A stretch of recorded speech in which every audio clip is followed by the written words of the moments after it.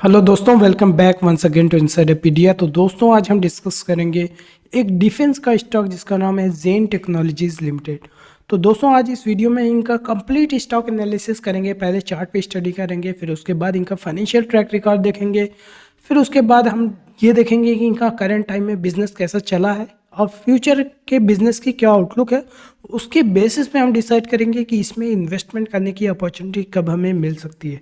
चलिए शुरू करते हैं। अगर हम इसके चार्ट की तरफ डायरेक्टली आ जाएं तो पिछले 1 सालों में देख सकते हैं कि 300 रुपये का जो शेयर प्राइस था वो कहीं ना कहीं अगस्त में ही ऑलमोस्ट 3x 850 का हाई लगाया। फिर उसके बाद काफ़ी लंबे समय तक कंसोलिडेट किया। रिसेंटली ये ब्रेकआउट करने की कोशिश कर रहा था, लेकिन मार्केट इतना ज़्यादा वीक था, इसकी वजह से ये ब्रेकआउट फेल हो गया और कहीं ना कहीं लास्ट ट्रेडिंग सेशन में 2% की गिरावट और 898 पे इसकी क्लोजिंग हुई है। 1000 का हाई लगाया। कंपनी की मार्केट कैप है 7,500 करोड़, 66 के पी पे है। इसके अलावा ROC पी तो काफ़ी ज़्यादा प्रीमियम पे ट्रेड कर रहा है, ROC काफ़ी ज़्यादा, इंडस्ट्री एवरेज तो मुझे काफ़ी कम लग रहा है। अगर इसकी बात करें ROE की, जो कि मैं कहता हूँ एटलीस्ट 15% का होना चाहिए, लेकिन काफ़ी कम दिख रहा है। लेकिन फिर भी मैं, ये पास्ट का डेटा है। अगर आपको कंपनी में फ्यूचर में ज़बरदस्त प्रॉफिट होता है तो ROE कहीं ना कहीं इंप्रूव हो जाएगा। तो ये काफ़ी ज़्यादा समझना ज़रूरी है। तो चलिए चलते हैं डायरेक्ट हम बैलेंस शीट की तरफ देखते हैं। तो इनका डेट लेवल देख सकते हैं, नेग्लिजिबल है, जीरो डेट। शेयर कैपिटल है 385 करोड़ रुपए की। और यहाँ पे सबसे इंपॉर्टेंट चीज़, इनका कैश एंड कैश इक्विवेलेंट देख सकते हैं कि 218 करोड़, मोर देन 50% इनका शेयर कैपिटल कैश में है। इससे काफ़ी ज़्यादा क्लियर है कि बिजनेस काफ़ी कम कैपिटल पे चल रहा है। इसके अलावा अगर ROE काफ़ी कम है बिकॉज यहाँ पे इनकी कैश काफ़ी अच्छे से यूटिलाइज नहीं हो पा रही है, क्योंकि बिजनेस में जो कैपिटल काफ़ी ज़्यादा कम लग रही है। लेकिन उसके अलावा अगर बिजनेस में कैपिटल कम लग रही है, लेकिन कभी कभी कैश की ज़रूरत अगर पड़ जाए तो उसकी वजह से कैश यहाँ पे है। लेकिन अगर फ्यूचर में इस कंपनी का प्रॉफिट मल्टीफोल्ड ग्रोथ होती है तो यहाँ पे ROE और ROC दोनों इंप्रूव हो सकता है। लेकिन जो कि ऑलरेडी दिखता हुआ दिख रहा है, यहाँ पे देख सकते हैं कि ग्रोथ किस तरीके से हुई है। FY22 में इनका 54 करोड़ का रेवेन्यू था, वो TTM में 370 करोड़ का रेवेन्यू हो गया। यहाँ पे नेट प्रॉफिट 2 करोड़ का था, वो बढ़कर के 113 करोड़ का हो गया। अब देख सकते हैं कि लास्ट फाइनेंशियल ईयर में 38 करोड़ का था, वहाँ से भी कई गुना की ग्रोथ हुई है।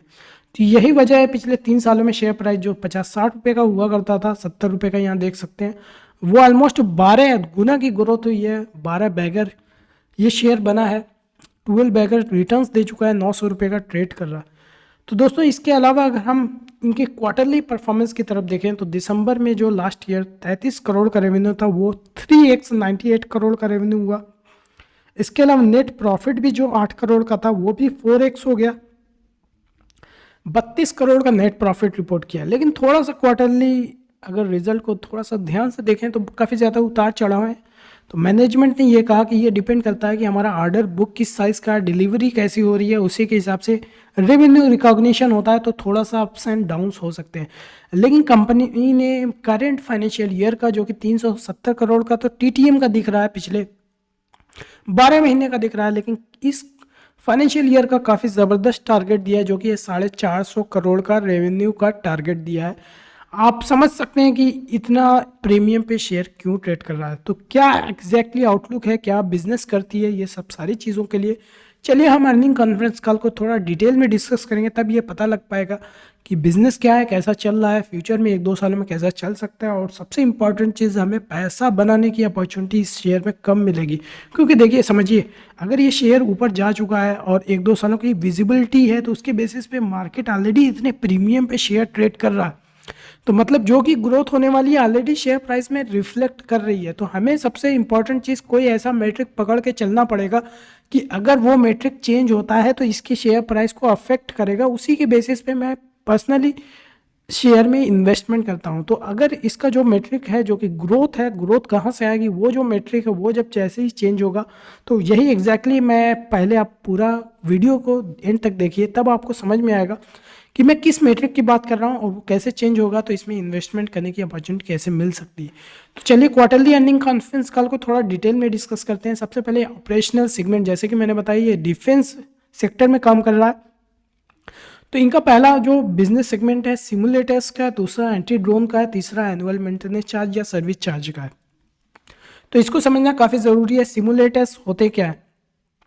जिस तरह अगर आपको स्टॉक मार्केट में इन्वेस्टमेंट करना है और आपको सिमुलेटर्स कोई ऐप डाउनलोड कर ले जिसमें आप रियल कैश के बजाय वर्चुअल करेंसी 1 लाख 10 लाख रुपए आपको दे दिए जाएं और इन्वेस्टमेंट करने का ऑप्शन दे दिया जाए, एक तरह के ट्रेडिंग प्लेटफॉर्म, तो वहाँ पे आप देख सकते हैं कि मैं किस तरीके से ट्रेड कर रहा हूँ या इन्वेस्टमेंट कर रहा हूँ, आपका रियल कैश नहीं लगेगा। इसी तरह आर्म फोर्सेस को भी ट्रेनिंग देने के लिए सिमुलेटर्स इक्विपमेंट, डिफेंस इक्विपमेंट का यूज़ किया जाता है। तो ये कंपनी पर्टिकुलर ये इक्विपमेंट्स सप्लाई करती है जो भी आर्मी को ज़रूरत होती है, चाहे हमारे इंडियन आर्मी को, इसके अलावा कुछ फॉरेन कंट्रीज़ को भी।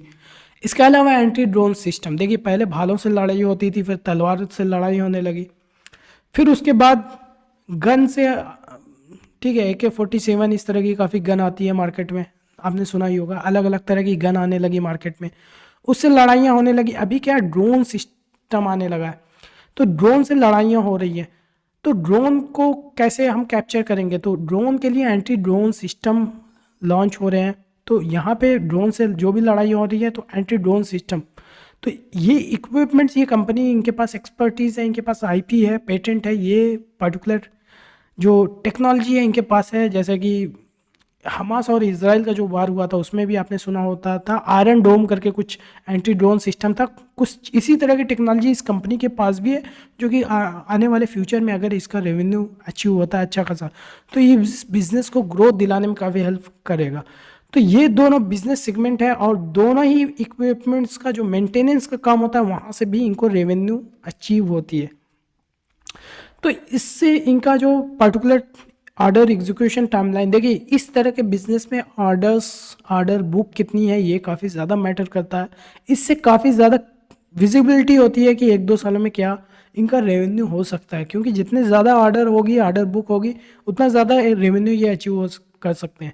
तो यहाँ पे करंट टाइम में बता रहे हैं कि 6 से 18 महीने लग जाते हैं इनको ऑर्डर को एग्जीक्यूट करने में। ये डिपेंड करता है कि ऑर्डर की क्वांटिटी कितनी है और कितना कॉम्प्लेक्स प्रोडक्ट है। तो उस हिसाब से अगर कोई एडवांस लेवल का सिमुलेटर्स अगर ये कॉन्फ़िगर कर रहे हैं तो इसमें ज़्यादा टाइम लग सकता है। इसके अलावा रेवेन्यू की बात करें तो इंडिविजुअल बिजनेस सेगमेंट से, तो पिछले 9 महीने का डेटा है, फाइनेंशियल ईयर 24 के पहले 9 महीने का ये डेटा है कि सिमुलेटर से 73% रेवेन्यू आया है, जो कि 195 करोड़। इसके अलावा एंटी ड्रोन सिस्टम से 27% रेवेन्यू आया, जो कि है 75 करोड़ का।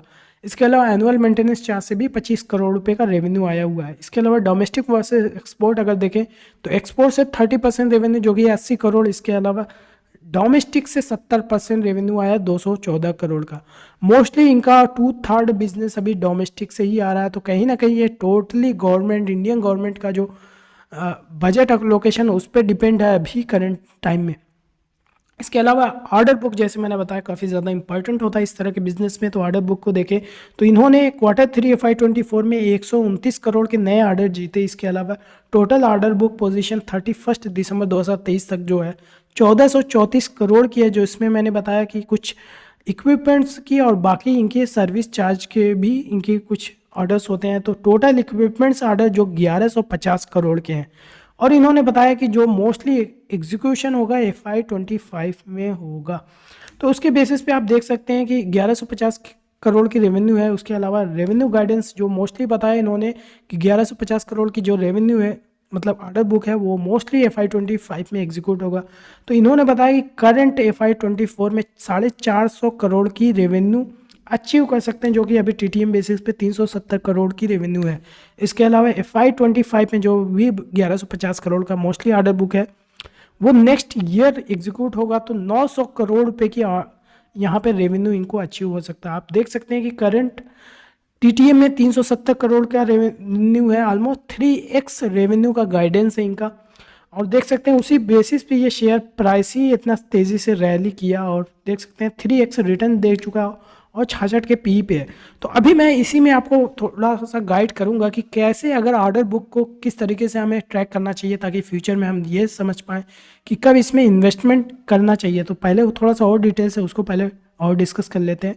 तो इन्होंने बताया कि उसके बाद भी जब 900 करोड़ का रेवेन्यू आ जाएगा, फॉलोइंग ईयर्स में 50% का CAGR एक्सपेक्ट कर रहे हैं आने वाले एटलीस्ट 3 सालों तक।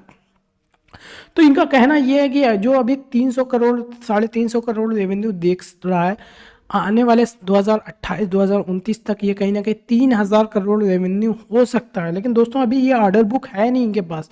अभी जो करंट की ऑर्डर बुक है सिर्फ 1150 करोड़ रुपए की टोटल ऑर्डर बुक है इक्विपमेंट से। तो 3000 करोड़ की ऑर्डर बुक ईयरली बेसिस पे अगर इनके रेवेन्यू अचीव करना है तो कम से कम 5-6 हज़ार करोड़ रुपए की ऑर्डर बुक भी होनी चाहिए, ताकि 2028 या 29 तक उतनी ज़्यादा रेवेन्यू अचीव करने लगे एनुअलाइज्ड बेसिस पे। तो अभी इनकी एस्पिरेशन है या एक्सपेक्टेशन है, लेकिन वो रियलिटी में कन्वर्ट तभी होगा जब उनके पास ऑर्डर बुक होगी उतनी ज़्यादा। तो दोस्तों उससे पहले मैं इस शेयर को और ज़्यादा डिस्कस करूंगा, लेकिन आप लोग हमेशा यूट्यूब पर सर्च करते रहते हो कौन सा ऐसा शेयर है हमें इन्वेस्ट करना चाहिए, इस गिरती हुई मार्केट में कौन सा शेयर में इन्वेस्ट करना चाहिए। तो हमारी एक स्टॉक रिकमेंडेशन सर्विस है, आप इसको सब्सक्राइब करने सकते हो। मैं एक सेबी रजिस्टर्ड रिसर्च एनालिस्ट हूँ जो आपको टाइमली बेसिस पे कब शेयर में इंटर करना है, कब एग्जिट करना है, किस वजह से इंटर करना है, किस वजह से एग्जिट करना है, ये सारी अपडेट्स 1 सालों के लिए देता हूँ। ये आप ईयरली पैकेज है जो कि आता है 3600 रुपये का। तो 3600 रुपये पे करके आने वाले 1 साल तक जो भी शेयर में मैं रिकमेंडेशन दूंगा, बाई कॉल सेल कॉल, तो वो सारी नोटिफिकेशन आपको मिलेगी। अगर आपको इसको ज्वाइन करना है तो आप हमारे दिए हुए व्हाट्सएप नंबर पे कांटेक्ट करके इस सर्विस के बारे में और ज़्यादा जानकारी ले सकते हैं। तो चलिए शुरू करते हैं। जैसे मैंने बताया कि इनका बिजनेस बैलेंस शीट से देखते ही काफ़ी क्लियर है कि काफ़ी ज़्यादा असेट लाइट बिजनेस है, क्योंकि ये कंपनी पर्टिकुलरली हैदराबाद में है, इस्टेब्लिश है, एक नया प्लांट पुणे में भी लगा रही है। तो हैदराबाद में ये पहले जो भी इक्विपमेंट है ये आउटसोर्स करती है, आउटसोर्स के बाद कॉन्फ़िगरेशन खुद करती है अपनी फैसिलिटी में, और उसके बाद ये डिलीवर करती है। तो एसेट लाइट बिजनेस तभी हो पाता है जब इनका टोटल बिजनेस आउटसोर्स हो रहा है। तो देखिए यहाँ इस कंपनी के पास सबसे बड़ा एडवांटेज है, इनके पास आईपी है, इंटेलेक्चुअल प्रॉपर्टी राइट्स होती हैं। जो भी इन्होंने टेक्नोलॉजी बनाई है इसका पेटेंट करा लिया, अब उसके बेसिस पे ये आउटसोर्स करके किसी से भी मैन्युफैक्चर करा लेते हैं। और इनका एसेट लाइट बिजनेस काफ़ी ज़्यादा हो गया, स्केलेबल बिजनेस है। और सबसे इंपॉर्टेंट चीज़, बहुत ज़्यादा एसेट नहीं लग रही है और टाइमली डिलीवर कर पाते हैं, पैसा लगता नहीं है इनका। तो इन्होंने बताया कि R&D कास्ट है उसको भी राइट ऑफ कर दिया, इसकी वजह से हिडन एसेट इनके पास आईपी है, जो कि देखिए जो भी आईपी होता है उसका जो खर्च होता है, R&D होता है, वो तो ये राइट ऑफ कर देते हैं ओवर टाइम। लेकिन वो एसेट इनके पास होता है, बैलेंस शीट में आपको नहीं दिखेगा कि इस कंपनी के पास इतनी ज़्यादा आईपी है, लेकिन एक्चुअली में वो आईपी अगर काम की है तो वहाँ से रेवेन्यू काफ़ी ज़्यादा अचीव हो सकता है, प्रॉफिट काफ़ी ज़्यादा अचीव हो सकता है। इस वजह से इनका बिजनेस काफ़ी ज़्यादा एसेट लाइट है। दूसरा रीज़न ये है कि ये टोटली आउटसोर्स करते हैं। दूसरा, इनका पेटेंट इस साल भी इन्होंने 15 पेटेंट कराए हैं। इसके अलावा लिक्विडिटी पोजीशन मैंने बताया कि इनके पास cash and in hand 192 crore, latest quarter में इन्होंने बताया काफ़ी ज़्यादा कैश है 192 करोड़ का।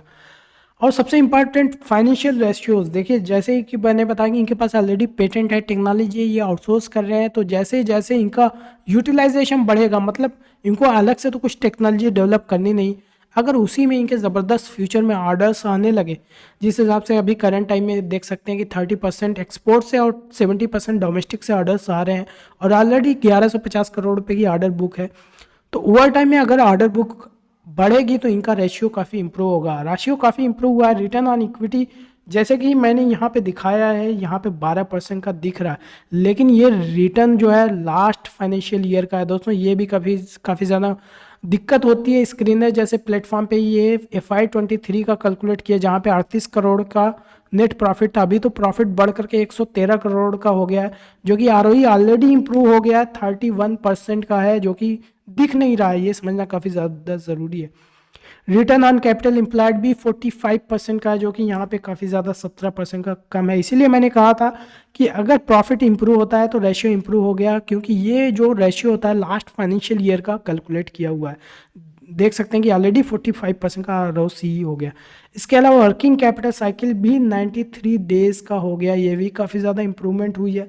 यहाँ पे वर्किंग कैपिटल डेज देख सकते हैं कि 830 काफ़ी ज़्यादा था, फिर वो घट करके 157 का हुआ, और अभी करंट टाइम में 93 डेज का चल रहा है। इसके अलावा इबिट्टा मार्जिन देखिए, ये भी काफ़ी ज़्यादा इंपॉर्टेंट है। इबिट्टा मार्जिन यहाँ पे तो काफ़ी ज़्यादा 43% का दिख रहा है, लेकिन मैनेजमेंट ने कहा कि हमने इंटरनली सेट किया है और गाइड भी करते हैं कि 35% का इबिट्टा मार्जिन हम लॉन्ग टर्म बेसिस पे टारगेट कर रहे हैं, जो कि है टोटल 35% इस फाइनेंशियल ईयर का भी एम कर रहे हैं। यानी हो सकता है लेटेस्ट क्वार्टर में हो सकता है कि ये जो 50% का था इसकी वजह से हो सकता है कि जो मार्च का क्वार्टर हो थोड़ा हो सकता है कि 30% या 35% का हो, ज़्यादा होगा लेकिन कम नहीं होगा, ऐसा मैनेजमेंट का कहना था। और नेट प्रॉफिट भी कहीं ना कहीं 25% का टारगेट दिया है। यानी अगर कंपनी का 500 करोड़ का रेवेन्यू अचीव होता है तो कहीं ना कहीं 125 करोड़ का नेट प्रॉफिट होगा, या 400 करोड़ रेवेन्यू होता है तो 100 करोड़ का नेट प्रॉफिट होता, ऐसा मैनेजमेंट का गाइडेंस है। तो ऑर्डर बुक अगर FY25 में अगर कंपनी 900 करोड़ रुपए का ऑर्डर एग्जीक्यूट करती है तो कहीं ना कहीं 25 के हिसाब से इनका जो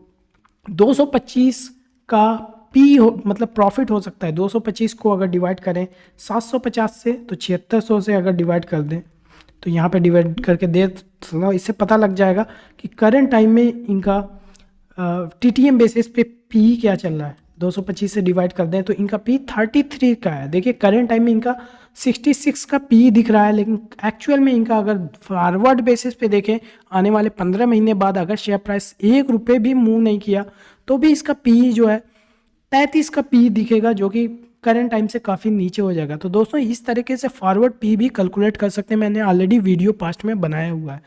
तो ये था ओवरऑल कंपनी के बिजनेस में। लेकिन दोस्तों सबसे इंपॉर्टेंट चीज़ क्या हो सकते हैं ग्रोथ ट्रिगर्स, कब इस कंपनी में इन्वेस्ट करना चाहिए या फिर इस कंपनी का शेयर प्राइस क्यों यहाँ से ऊपर जाएगा।